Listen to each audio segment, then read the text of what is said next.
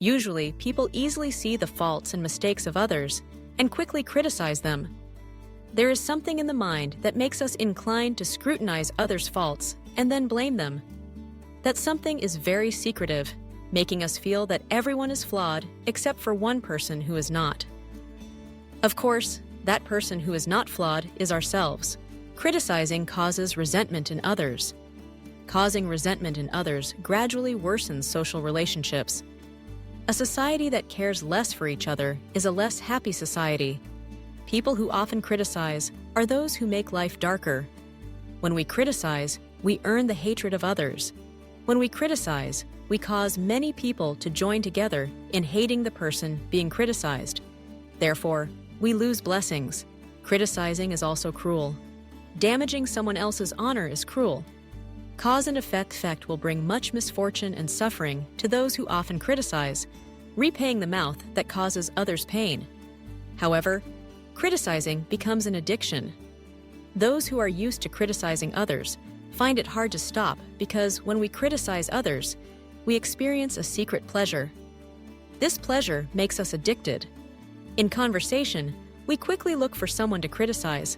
The more we criticize, the more sinful we become, and the more addicted we get. The more addicted we are, the more we enjoy criticizing. The sin increases very quickly. It's just a complaining mouth, but all the blessings are ruined. Criticizing makes people dislike and avoid you. Conversely, praise and encouragement make people more likely to have a good impression of you and come closer to you. Criticism causes harm, while praise creates blessings.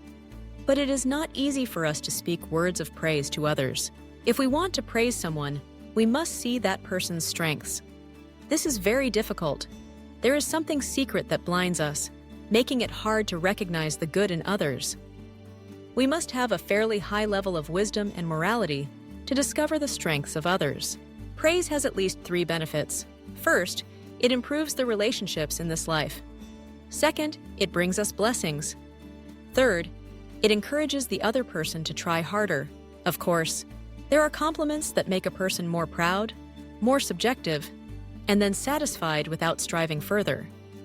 But there are also timely praises that help people regain their spirit to move forward.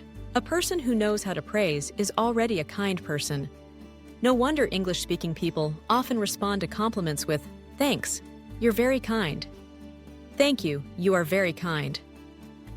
A narrow-minded person, seeing others do well, does not bother to praise and is stingy with compliments. A generous person, upon noticing someone's good qualities, immediately praises them.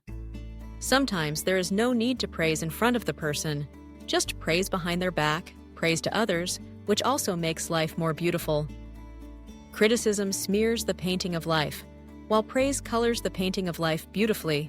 According to the law of cause and effect, when we praise someone for a certain virtue, we will also develop that virtue. When we criticize someone for a certain fault, we will also fall into that same fault. So why wouldn't we regularly praise and avoid criticizing?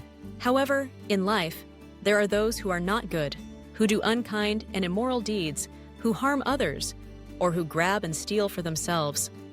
Sometimes we do not have enough merit to reprimand them, not enough authority to punish them, nor enough words to advise them. But if we remain silent, it is considered complicity, also a sin against heaven and earth. Those wicked people may have had good fortune in past lives, so no one can overthrow them in the present. It is very difficult to deal with. Then someone asked me about that evil person, and I was afraid of making a mistake by criticizing, so I did not dare to tell the truth.